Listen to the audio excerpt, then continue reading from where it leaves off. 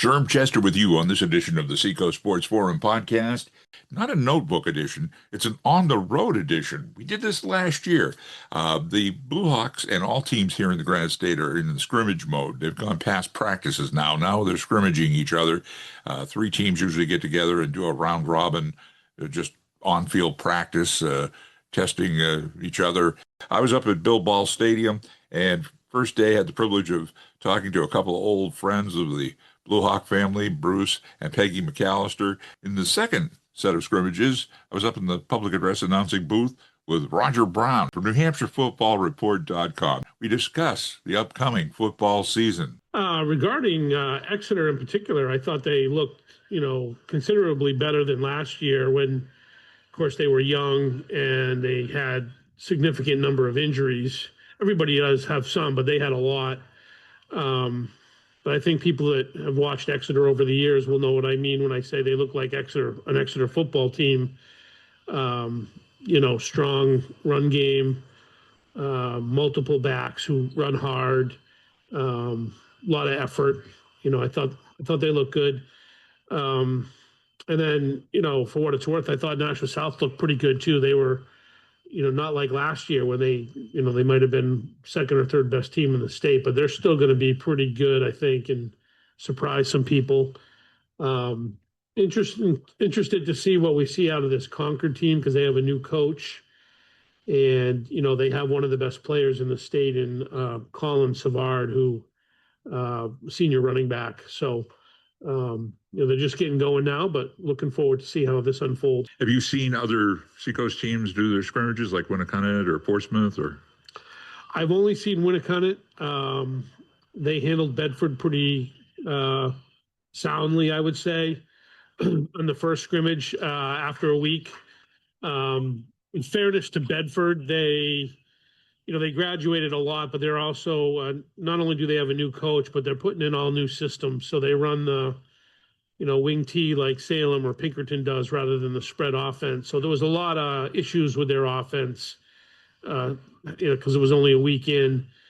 But Winnicott looked like they're going to be a very good team, maybe like a semifinalist or beyond. But I feel just from what I saw then, it looked like they'd be one of the teams there at the end, Final Four-ish. So now, I know they have the Jamboree in Manchester every year. So does that really prove who's a standout, or does that somebody come out of that pack looking like they're taking charge? Yeah, I mean, depending on what the matchups are, there's usually 6 games, and we need more of those. Like we should have one on the Seacoast, I think, like we used to. But you learn a lot because they play in, game conditions, which if I were a coach, I would want one of my scrimmages to be, officiated like that with a running clock and special teams, just because that's what you're going to see in a week, right? And when you have to play a real game. So you do learn a lot in those games. And they do a good job of trying to match teams that are of similar ability together. So as long as you don't have, a Pinkerton playing like a Pembroke Academy or something where it's just a complete mismatch, I think you gain something as a fan, and certainly the teams benefit as well. So, yeah, it'd be good to have, one of those on the Seacoast. We certainly got plenty of teams to do it. Yeah, amen to that. So now, as far as the teams here in the Seacoast, and we'll start since we're looking at the Exeter Bluehawk team as we speak, standout players or players we should be looking at to step up this year? Well, I think one of their best players is Sam Gibney. Who's the junior class is very good with Exeter. So, there's a lot of kids. Colton Ray, running back, who ran very well against South and Rutland. And then he wasn't at the scrimmage the other night, but Tyler Ream is back. It's always good to have a quarterback returning who's got experience. And I think he was taking SAT, so he wasn't at the first scrimmage, but I'm sure he'll have a good season for them as well. What about around the Seacoast, other teams like Winnicott, Portsmouth, whatever, anybody that we should keep an eye out for? Most of Portsmouth's best players are linemen. Travis Cisneros is one to keep an eye out on, and they've got another good two-way tackle, Noah Mitchell. Most of their skill guys are have graduated, so it'll be first-year guys. Winnicott's got several. Jackson McDonald has moved from wide receiver to quarterback, and he's very explosive. You know, he's one of those guys that you think you got him tackled, and if you let him get away, it could be 50 yards. You know, and then of course they got the big tackle Josh Moore, who's got a handful of Division I scholarship offers. And a couple more guys really that are going to be very good. I think Thomas Lyons is a linebacker who'll be one of their top ball carriers this year. And Ryder Thurlow, who's a defensive end, will be another running back. So they've got big physical running backs to go along with, you know, a very explosive quarterback. Don't want to leave Dover and Spalding out of the mix either. So anything there you can tell us about? I don't know too much about Spalding to be, you know, they don't really, there's not a lot of media with them for some reason. And I do know Andy Jackson, it'll be his, I think it's his second year, and his son is returning as the quarterback. But I you know, I didn't see them last year, so I just can't give you much info on them, I guess. Haven't seen Dover either, because all these teams scrimmage at the same dates usually, but Kevin Hebert's son, Ryan, is a junior at Dover. Very big kid, definitely a college player, like a tight end linebacker. He's one to watch. And I don't know the boy's name, but I know their quarterback this year is an exceptional lacrosse player. As to what they're going to be overall, again, it's a little early for me to give you an opinion on either of those two teams. Now, the Bluehawks will open their season against Manchester Memorial, who had a decent season last year. So what are you expecting in that home opener? That's going to be a tough one for Exeter. Memorial still, you know, they've got Joel Gomez, the tight end, 6'5", who I think he got, you know, 4 or 5 Division I offers this summer, and he's going to go to UMass. They're very strong up front in offensive and defensive line, particularly on offense. They've got they're big and experienced up front. New quarterback, new running back, fullback is back, which is important in their offense, just like Exeter's. And on defense, they have you know, they've got a couple kids, names I'm not going to pronounce because I'd probably screw them up, but they have a defensive tackle and a linebacker who are two of the better players on that side of the ball in the state. So that's going to be a very interesting game. And if either team wins by a good margin, I would say that team is in for a very good season, because I think, you know, both teams should be good right out of week one. Now you go and look at the Division I schedule, and I warned folks. I warned folks that the NHIA.org is where you go to find out the schedules for the different sports in the fall, and it is updated, or it's been upgraded, and it's a little learning curve to figure out what's what and where to go. But give yourself plenty of time. But the games are there. You just have to, like I say, it's a learning curve. Point is, if you look at the different schedules, are there teams or games that stand out to you? Well, I'd have to look again, Sherm. Last time I looked at the schedules, not half, but there was teams that weren't included, and some of the schedules weren't full. I was actually going to do a story on games to watch this year, which is upcoming, but I haven't been able to navigate it. I got to do a little more research. I think, you know, the Pinkerton and Londonderry game will be good. It always is, just like Exeter Winnicott game is good. I do think that one we just mentioned, that Exeter Memorial game, will be good. So, you know, Exeter Memorial, Winnicott, whenever they're playing each other, those should be good games. You know, I think Bishop Girton is the team, you know, in the West. I just don't know where their competition is going to come from in that conference. And then in the Central, you've just got a bunch of, you know, very good teams like Wyndham, Salem.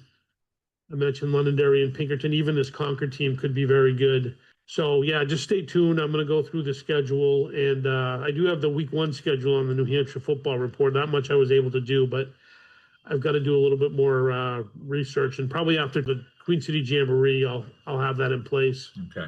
Now, the other question is, we always focus on Division I, but there's good football in all 4 divisions. But just give it a thumbnail on those other 3 divisions. Yeah, Division II, again, I'm going to have to do some research because it is totally up in the air. You know, Sauhegan and Trinity were the 2 teams in the championship game last year. and lost a lot. I think Trinity has only 4 returning starters. So eager to watch both of those teams in the Jamboree. I know Plymouth is going to be good. So, if I had to pick a favorite in that division, I would go with them. In terms of Division Three, not too far from here, I think Epping Newmarket is going to have a very good year. A lot of experience, the skill positions. I don't know how they're going to be up front, which, that can derail your season if you don't have good linemen. But in terms of quarterback, running back, receivers, I saw a lot of their kids on the camp circuit in the summer. So I'd expect them to be, go deep. Interlakes is another team that'll be good. And then Division 4, honestly, is kind of messy. We got regrouped. There's a couple teams that as late as last week, we weren't sure if they were even going to field teams.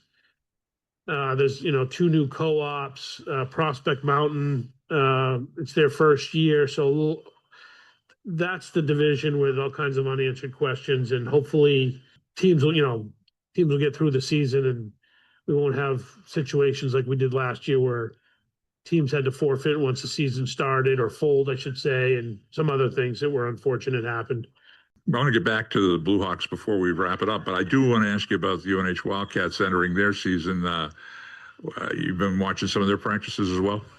Yeah, I was over there yesterday. They opened at Albany. I think it's the earliest opener in school history.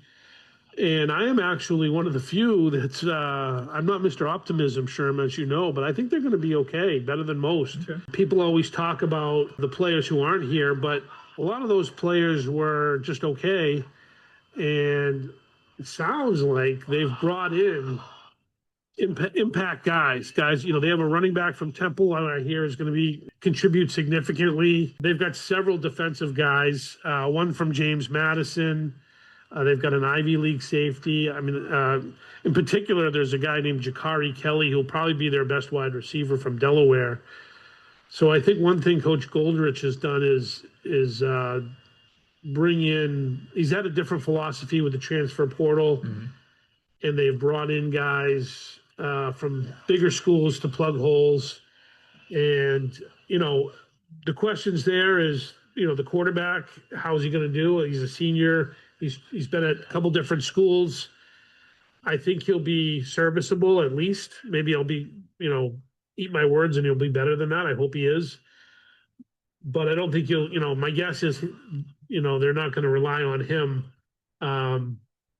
So they're going to need, good running game and, again, some other receivers to step up. But I think we're going to be okay. Well, I was going to ask you about, since they've got the new coach, and I think I'm getting a vibe like Mike Vrabel when he came in, he got his team fired up. I think from what I'm getting from you and others, Coach Goldrich has got the team fired up. So he's got it there to have it if he wants it. Yeah, and like when Coach McDonald stepped down and Coach Santos took over, I didn't notice a lot of changes really. Of course, there are changes, but they weren't obvious ones. You go over there now, even to I was in the football office yesterday. It's totally been redone. Coach always says he wants to be a mix of old school and new school, and I don't think in the past, for better or worse, UNH didn't have much new school. Coach Mack was certainly all old school, and credit to him for that. But it's a new look over there. Things are being done different. They have a whole new staff. We'll just have to see if how well it works.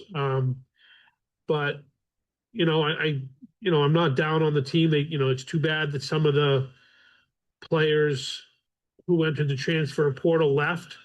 I think if their quarterback had stayed, and even if like a handful of guys that left had stayed, they could have had a special team this year. But that's college football in this day and age. Have you met the new director of athletics? Not athletic director. I like that way they give him the DA in college and it's an AD in high school. I always write athletic director regardless. No, I've not had a chance to meet him. But where we sit at football games, the president's booth is right next door, and the AD usually makes an appearance. So I'm sure I'll meet him game day. It'll be interesting to see, how he's going to have an influence on not just the football team, but all the other sports at UNH with the Wildcats. Wrap up with this question. We know that the Bluehawks are famous for 3 yards in a cloud of dust, the running game, with occasional passing. Do you see it opening up more this season? Not really. No, I think they'll do what they always do. If they have a decent passing attack, they'll throw it more. More being 12 times a game, maybe. If they don't, it'll be more like 5 or 6. But the one interesting thing was the first scrimmage. I think it was twice. They came out in empty set, which no running backs. That means they were, or none in the backfield. At least they were all split out wide, and just a quarterback in the shotgun. And Mike Norman, the Rutland head coach, who's known Coach Ball for probably, I think they went to college together, said he's never seen that before. So something to keep an eye on. As we speak, there's a pass. Yeah, pass completion as we speak. Yeah, a lot more passing this year, sure. A lot more passing. I was going to say, I don't want to use the phrase over under, but what do you think? 1 or 2 per game? No, I mean, Coach Ball gets a bad rap for that sometimes because, like when Ethan Joyce was here, for those of you who followed Exeter football for a while, they threw it a good amount. It's just, that's not what they do. They're a run first team and then they pass, whereas so many teams these days are pass first, but can't argue with the success. It also makes the game go faster when it's on the ground, brother. No doubt about that. Well, everybody can check what the roster of games upcoming and throughout the season and the divisions as they break out, and the UNH Wildcats as well, by going to NewHampshireFootballReport.com and checking out Roger's column. And hey, we'll be bumping into each other here at William Ball Stadium, I'm sure, next Friday night, a big game. You going to be here? I am going to be here, sure. That's the one that I have week 1, so looking forward to it. I do think it's going to be a really good game. And you mentioned the Jamboree. Memorial usually participates in it because it's in Manchester, and they usually have all 4 Manchester teams. But he must think he has something special this year because they had him scheduled against a Division II opponent, and he said, nope, I need to scrimmage a Division I team. And when they couldn't make it happen, he opted out, and they're scrimmaging Londonderry. So interesting. Yeah, read into that what you will. But he's certainly not. He must think he has a good amount of talent for him to be testing himself like that. Well, let's get ready to tee it off, brother. I'm with you, sure. Let's get the season going here. Yeah, I'm ready. All the different sports teams are ready to roll. And again, if you want to check out schedules for your different teams in the state, go to NHIAA.org. Again, it's a little bit of a learning curve, but all the teams are there and all the schedules are there. Trust me. And as far as what's going to go on here in the Granite State with the different divisions and the different football teams, you can count on NewHampshireFootballReport.com, and Roger Brown is always on top of it. So on behalf of Roger Brown, this is Sherm Chester inviting you to join us for the next edition of the Seacoast Sports Forum podcast.